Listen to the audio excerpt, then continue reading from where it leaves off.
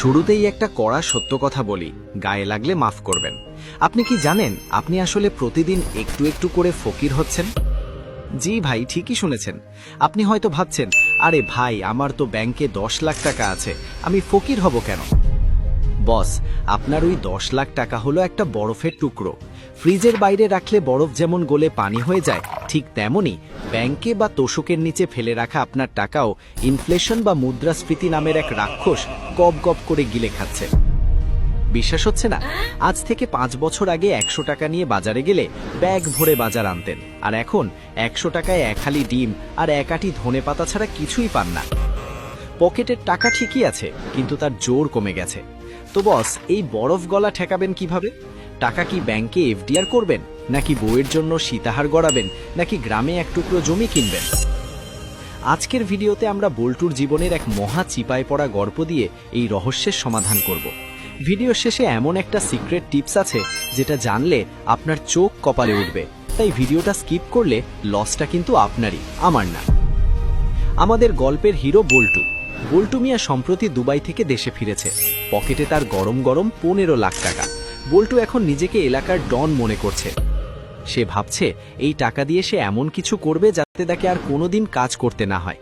কিন্তু সমস্যা হলো, বল্টুর মাথায় বুদ্ধি কম, কিন্তু তার পরামর্শদাতা অনেক বেশি। বল্টু গেল তার বড় ভাই মফিজের কাছে। মফিজ ভাই এলাকার স্বঘোষিত অর্থনীতিবিদ। মফিজ পান চিবাতে চিবাতে বলল, শোন বল্টু, দুনিয়া বড় খারাপ জায়গা। টাকা পয়সা হাতে রাখা মানেই বিপদ। তুই সোজা ব্যাংকে যা, টাকাটা ফিক্সড ডিপোজিট বা এফডিআর করে দে।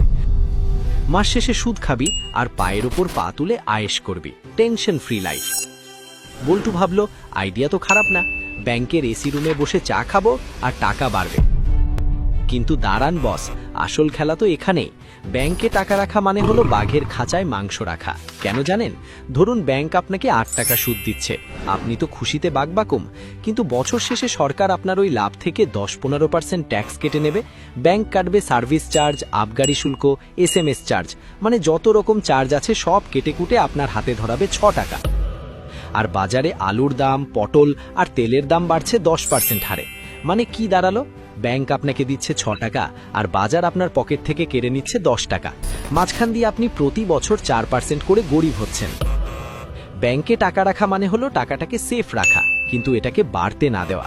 এটা হলো সেই অলস ছেলের মতো যে ক্লাসে শুধু উপস্থিত থাকে কিন্তু পরীক্ষায় পাশ করে না। যারা হার্টের রোগী, রিস্ক নিতে ভয় পান, তাদের জন্য ব্যাংক ঠিক আছে।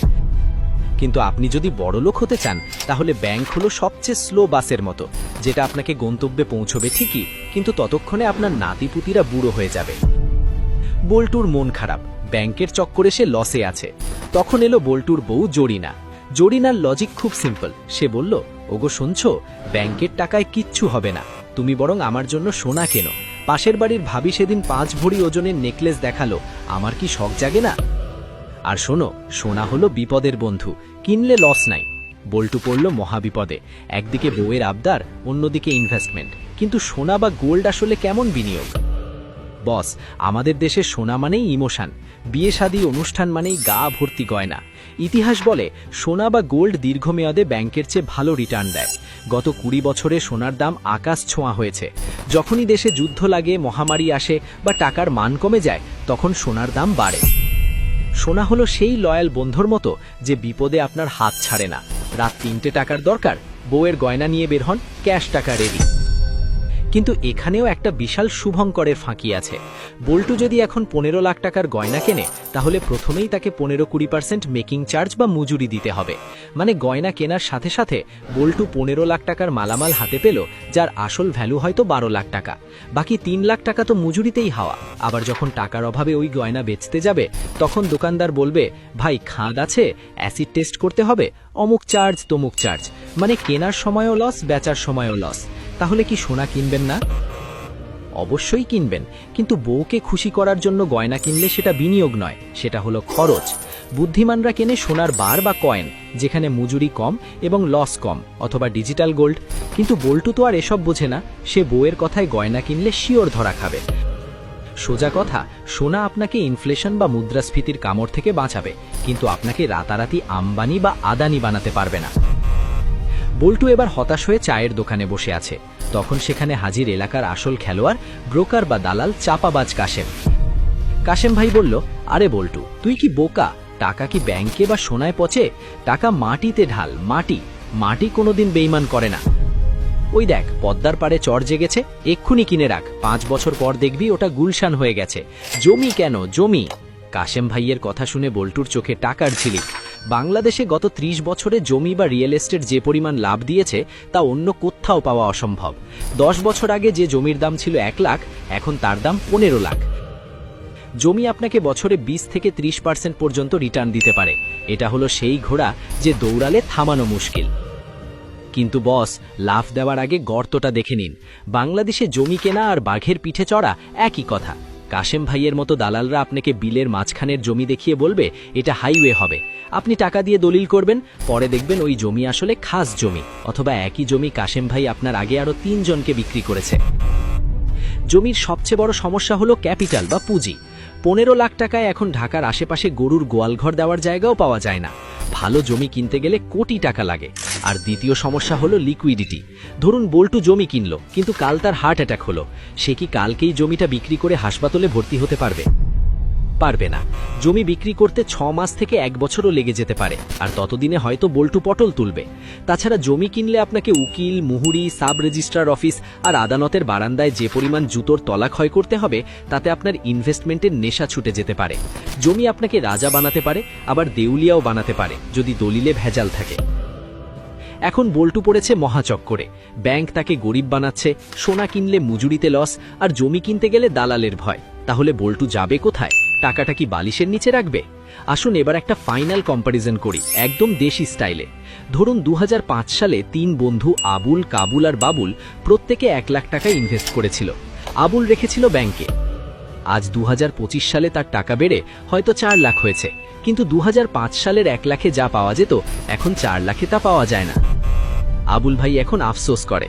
কাবুল কিনেছিল সোনা, তার 1 লাখ টাকার সোনা এখন 10-12 লাখ টাকা। কাবুল ভাই মোটামুটি হ্যাপি, তার টাকাটা অন্তত পচেনি। আর বাবুল রিস্ক নিয়ে সাভারে একটা জমি কিনেছিল, সেই জমির দাম এখন 80 লাখ টাকা। বাবুল ভাই এখন পাজেরো গাড়ি নিয়ে ঘোরে। তাহলে কি জমি সেরা? দাঁড়ান বস, যদি বাবুল এমন জমি কিনতো যেটা সরকার অ্যাকুইজিশন করে নিয়েছে বা বেদখল হয়ে গেছে, তবে বাবুল এখন রিক্সা চালাতো। সারমর্ম হলো 1, ব্যাংক হলো সুবোধ বালক, রিস্ক নাই কিন্তু গ্রোথও নাই, টাকা সেফ থাকে কিন্তু বাড়ে না। ইমার্জেন্সি ফান্ড বা আপৎকালীন টাকা রাখার জন্য ব্যাংক সেরা। 2, সোনা হলো ডিফেন্ডার, সে আপনাকে গোল হওয়া থেকে বাঁচাবে, মানে ইনফ্লেশন ঠেকাবে, কিন্তু গোল দিতে পারবে না। মধ্যবিত্তের জন্য এটা সেফ অপশন। 3, জমি হলো স্ট্রাইকার, গোল দিলে হ্যাট্রিক, কিন্তু অফসাইডে পড়লে লাল কার্ড, মানে মামলা মোকদ্দমা। আপনার হাতে যদি প্রচুর অলস টাকা থাকে এবং 5-10 বছর অপেক্ষা করার ধৈর্য থাকে, তাহলে জমিই সেরা। এখন আপনার মনে প্রশ্ন জাগছে, ভাই এত জ্ঞান না দিয়ে সোজা বলুন আমি কি করব? বস, সব ডিম এক ঝুড়িতে রাখবেন না, ঝুড়ি পড়ে গেলে সব ডিম শেষ। আপনার পোর্টফোলিও বা টাকার থলেটা এভাবে সাজান। ধরুন আপনার কাছে 100 টাকা আছে, তার মধ্যে 20 টাকা রাখুন ব্যাংকে বা সঞ্চয়পত্রে, যাতে কাল চাকরি চলে গেলে বা অসুখ হলে কারো কাছে হাত পাততে না হয়। 30 টাকা দিয়ে কিনুন গোল্ড বার বা কয়েন, বইয়ের গয়না কিন্তু নয়, কিন্তু এটা আপনার টাকার মান ধরে রাখবে। বাকি 50 টাকা যদি সম্ভব হয় জমিতে খাটান, আর টাকা কম থাকলে মিউচুয়াল ফান্ড বা শেয়ার বাজারে ভালো কোম্পানি দেখে ইনভেস্ট করুন, অবশ্যই জেনে বুঝে হুজুগে না। আর হ্যাঁ বস, আপনি যদি অল্প টাকায় শেয়ার বাজার বা মিউচুয়াল ফান্ডে বিনিয়োগ করে বল্টুর চেয়েও দ্রুত বড়লোক হতে চান, তাহলে উপরে আই বাটনে দেওয়া আমাদের ওই স্পেশাল ভিডিওটা মিস করবেন না।